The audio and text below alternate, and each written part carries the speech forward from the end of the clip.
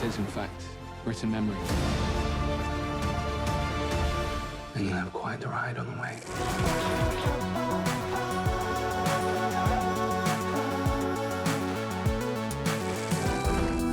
When I look up from my pillow, I dream you are there. Hello and welcome to our weekly film show. We're starting with an optimistic and uplifting contemporary take on a classic tale. The creator of the TV show Veep has adapted Charles Dickens' The Personal History of David Copperfield for the silver screen.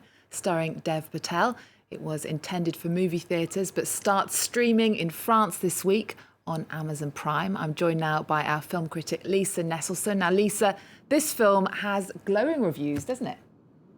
It is the best of times, it is the worst of times. If you enjoy staying home and watching movies on household devices, this is the best of times. And if, like me, you much prefer a screen that's too big to toss in your backpack, it is the worst of times. Watching a highly entertaining, widescreen period extravaganza like The Personal History of David Copperfield on a home screen is positively Dickensian. The poverty of the image, the deprivation. I'm kidding, but not by that wide a margin. However, this jaunty reworking of the 1850 novel, whose full title is, deep breath, The Personal History, Adventures, Experience, and Observation of David Copperfield the Younger, a Blunderstone rookery which he never meant to publish on any account, is strong enough to shine even on Shudder, a smartphone.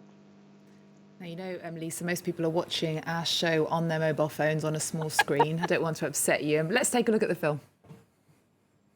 I'm David Copperfield. I'm your nephew. You're the only family I have. What do we do with him? If I were you, I'd wash him. Oh, donkeys! This is a donkey-free zone! Move it! You're a remarkable woman. Very kind. You had nothing, then you had something, and now you got nothing again. So stands to right you'll have something again. You were staring. Is there something wrong with me? No, I apologise for my rudeness. Think nothing of it, sir. He speaks very well. It was actually me. Oh, Romeo, do some work. Now, Lisa, Charles Dickens died in 1870 and movies weren't invented till long after that. Do you think he would have liked the films inspired by his work? Well, the great Victorian novelist created so many characters that turned out to be perfect for the screen. A Christmas Carol and Oliver Twist have been adapted over and over. The first known screen adaptation dates back to the silent era, Scrooge or Marley's Ghost in 1901. I imagine Dickens would have enjoyed Iannucci's zippy take on David Copperfield, in which Dev Patel is adorably convincing as the protagonist, said to be most closely autobiographical for the author. The book, his eighth, and which Dickens said was his favorite, is written in the first person, and so Iannucci takes that idea and lets the adult David observe his own birth. What ensues is a veritable narrative roller coaster of ups and downs involving David's ever-changing fortunes. Now, I thought it might be premature to invoke the image of a roller coaster for a story set in Victorian England, but learned that the first modern roller coaster, the Promenade Ariane, opened right here in France in Paris's Parc Beaujon on July 8th, 1817. Well, much more recently than that, France 24's Olivia Salazar-Winspit interviewed the director and the star, Dev Patel. Here's what they had to say about bringing David Copperfield into the 21st century. This book is full of, it struck me as being very modern. On a sort of intimate basis, it's about very modern personalities. It's about people growing up and not worrying whether they're fitting in and whether they've made the right friends, whether they've fallen in love with the right person, what people make of them and who are they, and all that kind of anxiety, status anxiety that people carry with them. But also it looks at homelessness and debt and poverty, and how poverty and wealth exist side by side, which again, unfortunately, is a very modern thing. I never knew anything about the book, David Copperfield. I thought it was a magician. And I was like, okay, here's an opportunity to tell this story and make it relevant to so many people, so a young kid like me from where I grew up from can relate to it and won't miss it in the next generation. Lisa, what is it about Dickens that still enthralls today? Well, when I was 14, half a century ago, my freshman high school English class was assigned A Tale of Two Cities. Wearing bell-bottoms and love beads and carrying notebooks with day-glow covers, I felt as if I were in London and Paris 200 years earlier. That's the power of language and imagination. And anyone who dismisses Dickens as a dead white male would do well to consider the way his stories set out to fight child labor, change attitudes toward prostitutes, improve conditions for the poor, fight against rigid class distinctions, fight for greater autonomy for women, and other social justice issues that still need remedying. So the so-called old story, as the director said, works very nicely now. The entire cast is terrific, but Ben Whishaw is really fun to watch as Uriah Heep. I don't think Dickens could have imagined the wonders of the internet. Type the query, how long does it take to read David Copperfield? And you get the answer, 18 hours and 49 minutes. So you can read the book once or watch this film 9 times. And so, Lisa, have you read the book? Should I tell the truth? No, I'm going to. OK, well, those with shorter attention spans are in luck, at least if they're in France or French overseas territories. The 43rd edition of the Clermont-Ferrand International Short Film Festival, dubbed the Cannes of Short Films, is on from the 29th of January until the 6th of February. Tell us more about it. Well, when there's not a global pandemic underway, Clermont-Ferrand is a ridiculously popular event with short films from all over the world running in a dozen venues from 10 in the morning until well past midnight for 9 days, accompanied by an insanely well-attended short film market. Alas, just a few weeks ago, the organizers were forced to announce that this year's festival will not be a pared-down hybrid in 3 locations as they'd hoped, for local audiences only, but a digital event. 12 euros, less than $15, will buy you online access to 213 carefully selected shorts. But the rights problems were too overwhelming to make the offerings available beyond France this year. There's the French national competition, the international competition, and the Labo section devoted to unclassifiable and experimental work. Well, they celebrate their 20th anniversary this year. And despite so many outlets for short-form creativity, such as YouTube and Instagram, people are still making formal short films, aren't they? Well, the statistics on submissions certainly suggest that a lot of people are making shorts. They received nearly 8,300 entries from across the globe, including nearly 2,000 from France.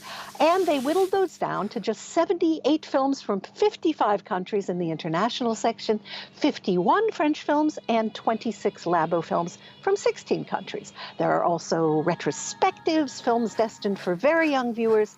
In short, the programmers work long hours to find the very best of the year's new short-form work. And Lisa, we're in week 3 out of 4 of myfrenchfilmfestival.com. It's an opportunity for anybody with an internet connection, almost anywhere on earth, to watch a special selection of French films. Each week you've been suggesting one for us. What do you recommend this week? Burning Ghost is a strikingly original take on life versus the afterlife, set mostly in Paris's 19th arrondissement. This is a melancholy contemporary tale in which the central couple can't be together in the conventional way because, well, one of them seems to have died, although he has a job helping people who have definitely died but don't always know it make their transition to the afterlife. This film boasts a really peculiar vibe, so pervasive that you may be able to pick up on it from just a brief snippet. Okay, well, let's have a look at a brief snippet. Je crois que le sexe est contre-indiqué. Pas que je sache. J'ai compris pourquoi vous m'avez fait revenir parmi les vivants. Je vois bien que tout ça n'est pas réel, que ce qu'on vit n'existe pas vraiment. C'est comme une parenthèse, un secret.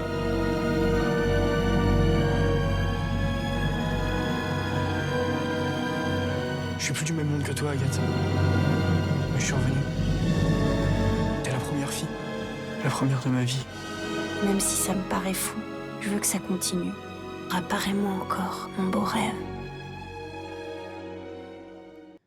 Now, Lisa, that film won the Prix Jean Vigo. What does that tell us?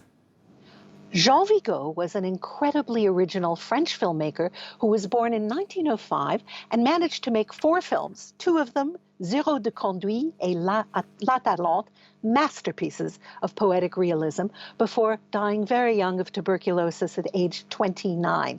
The prize named for him has been awarded annually since 1951.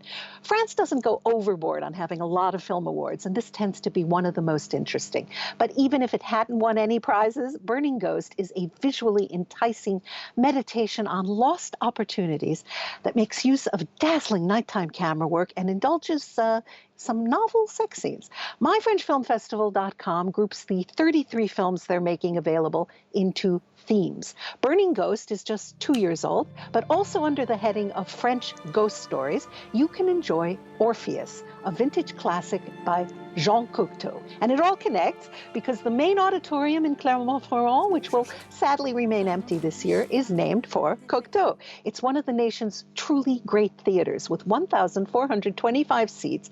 And in a normal year, demand is so great to see the winning films that they sell out the venue to conduct the closing ceremony 3 times in a row. That's over 4,200 people fighting to see short films, short films.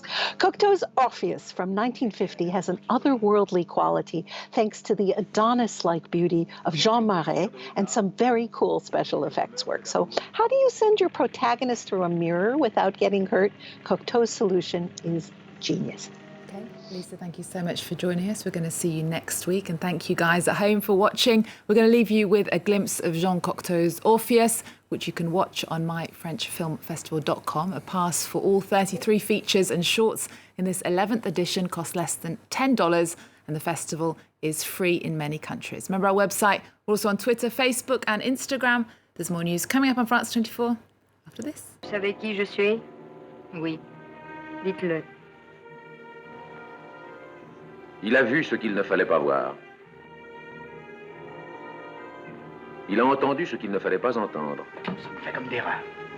Il a été où les hommes ne peuvent pas aller et d'où personne ne revient. Si la justice refuse d'intervenir, nous interviendrons. Oh non, je ne croirai jamais, mais vous, monsieur le commissaire, dites-lui que c'est faux. Vous connaissez Orphée.